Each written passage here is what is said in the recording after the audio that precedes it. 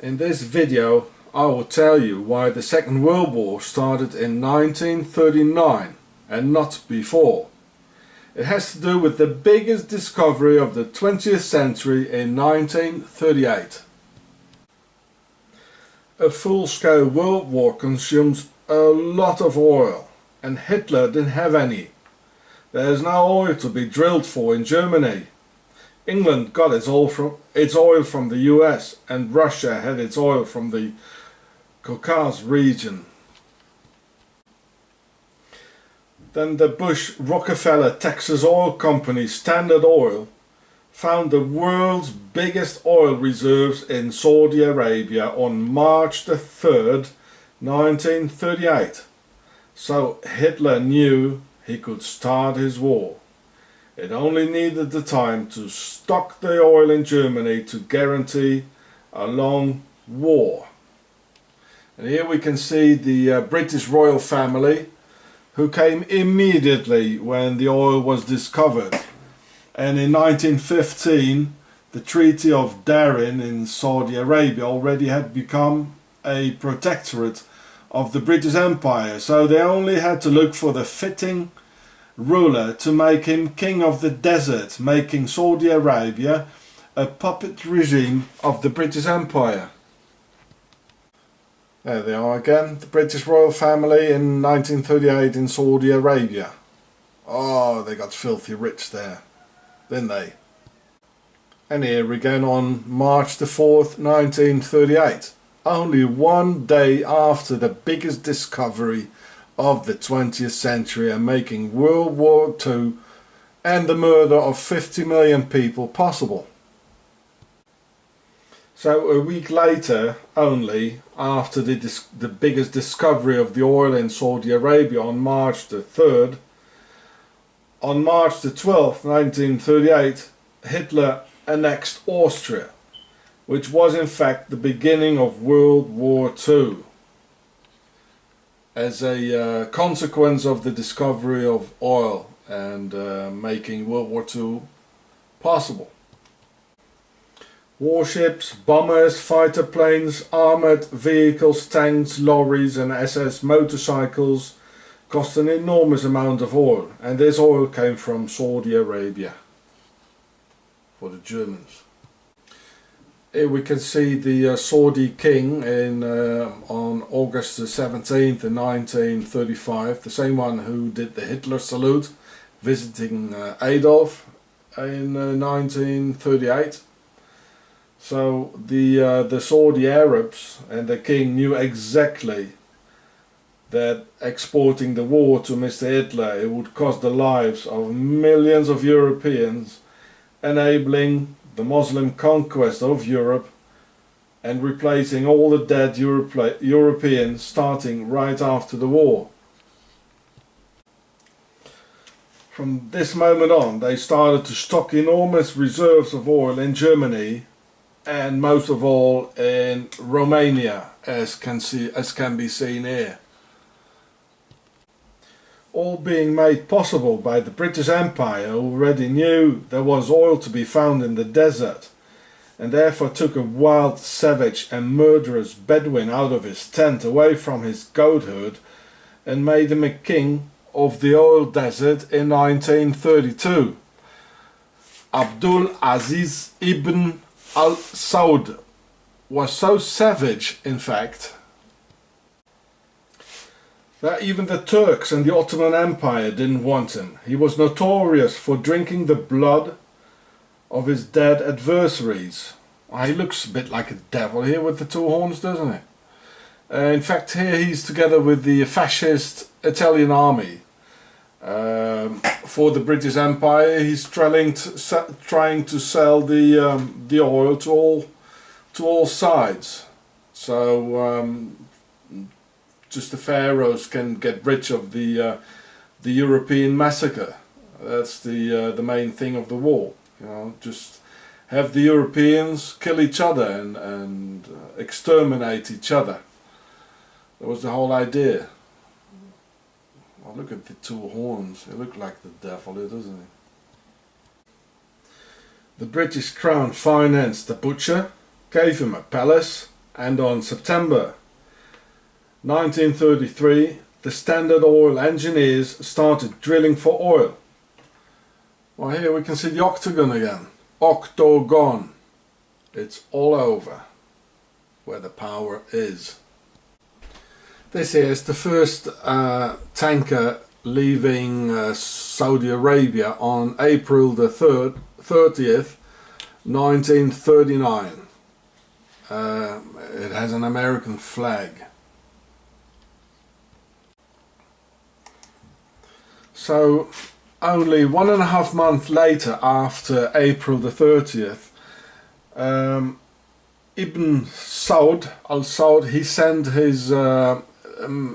Khalif al-Hut to see Mr. Hitler on June the 17th, 1939, in person.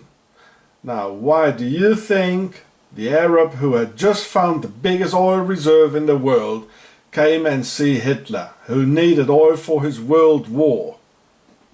Why do you think so? Well, Khalif al-Hut,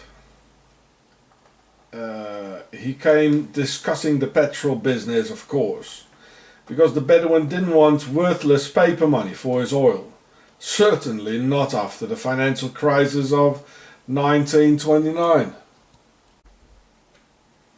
He told Adolf that he wanted gold and camels, and this is why the Nazis started looting gold all over Europe, stealing the gold reserves from Poland, Czechoslovakia and other European countries, and even taking it from the Jews' teeth. We can witness here the foundations being laid down between Muslims and Nazis, which holds on to this very same day.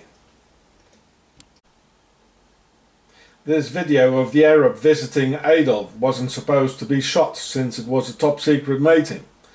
But as Eva Braun, Hitler's Germanic mistress, was so bored, she was making videos all the time.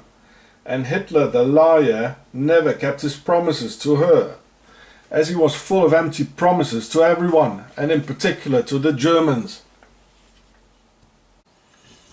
The other guy with the bowler hat here seems to be introducing the Arab to the Germans.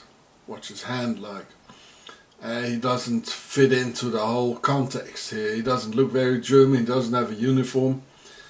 So it might be supposed that he's the sly Swiss banker here. The way he's smiling through his teeth and all that. It's the one who's putting up the whole deal, right? Hitler, by the way, had this very non-Germanic way of thinking of women. A very Muslim way, just as Ibn al-Saud, where a woman was supposed to shut up and obey a man's orders. Maybe Hitler even was a Muslim, who knows. So when the wench was filming, as we can see here, this is Eva Braun, with a lovely 16mm camera. When she was filming, nobody really took her serious, leaving us with one, if not the most important document of World War II. Al-Saud's messenger, Khalif al-Hut, doing the Heil Hitler salute, coming to get his gold and camels. Just as we see his son, Fahd al-Saud, here doing business with Standard Oil's Bush. Oh, look at them holding hands. Oh, isn't that lovely, isn't it? Ibn al-Saud was of course of pharaonic origin already. Oh, otherwise the ruling world of worldwide pharaohs, as you can see here, would never have made him a king. In 1932, a goat's herd shepherd becoming king at once, can you imagine? And as a king, and a ruler, he automatically had to become a Freemason as well. And here we can see Ibn al-Saud, the guy who did business with the Nazis, selling the oil, and standing together with the English Queen. And watch what he's wearing around his neck. Yes, a Templar's cross. He's one of them. It's a Freemason sign, and it is from a pyramid. This guy is a pharaoh. And very soon after, the pharaonic world of Freemasonry started complaining about the Muslims throwing stones in Mecca during the Hajj. So finally, Fahd el-Saud, he orchestrated the death of 200 pilgrims in 2004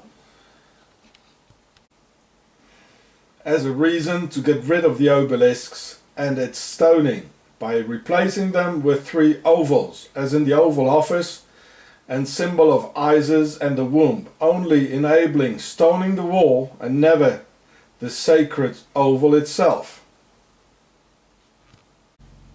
So with this and the inviting of NATO soldiers in Saudi Arabia, the Hajj, and one of the pillars of Islam, became invalid by the destruction of the Jamarat after the image of Muhammad, the inventor of Islam, threw 7 stones at an obelisk 700 years ago.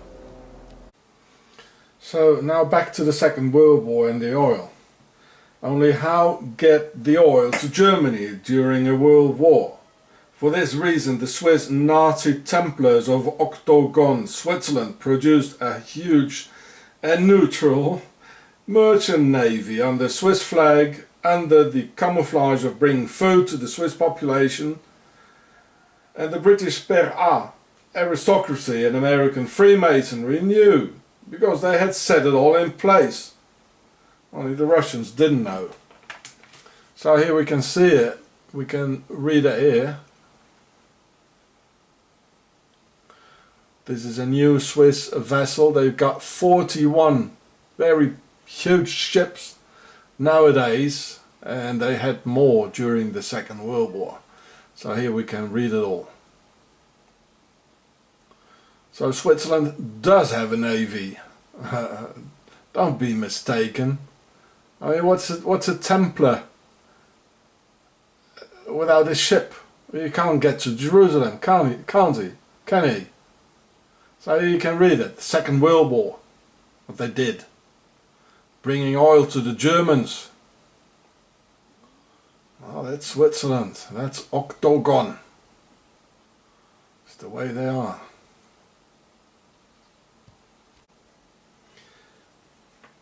Then the oil got shipped from the desert in neutral Swiss ships to Italy, who were part of the fascist alliance, and finally the oil went through Switzerland into Germany. Well, here we can read about it. Well, of course not everything, but you can read they had there was a Swiss navy during the war. And well, they brought stuff to the Germans, they did. Oh yeah. And back the same way went stolen gold by the Nazis to the Gulf Arabs and Al-Saud. And after the war, Octagon, Switzerland and the Arab Gulf states were the richest people in the world. You see? King Al-Saud and his British puppet regime in Arabia always stayed very thankful to Switzerland, where it has a lot of money, land, houses, banks, petrol stations and other businesses running, where they spend each summer around Lake Geneva, where the destroyers of Europe, Switzerland and the ones who sold the oil, celebrate their victory over Europe. And of course it's very, very possible that Al-Saud arranged a scandal between Gaddafi and Switzerland in the Wilson Hotel about his son Hannibal, and also the final downfall of Gaddafi and his oil-rich Libya. Gaddafi has the Libyan Tem oil is all over Switzerland. So I suppose when Mr. Al-Saud saw this during his holidays, he was not so pleased, was he? So here we can see the widely spread Libyan TAM oil in Switzerland, in Geneva. And yeah, I suppose Mr. El Saud, he was not so happy about that.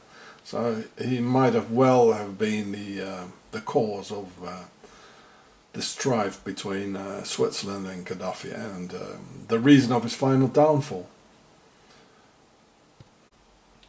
So you can see the German Messerschmitt fighter plane of the Swiss Air Force during World War II, and the Swiss probably got them for free for helping the oil to get to Germany from Saudi Arabia. Switzerland was the only country who got the Messerschmitt 109E, or the same as the Germans. So you see, there's no crime in the world against humanity and against the Europeans that does not pass through Octagon Switzerland and its Swiss Nazi Templars. Switzerland financed Hitler in 1923, and Hitler never attacked the giving hand, who gave all the orders and provided oil to the war machine. Switzerland did it.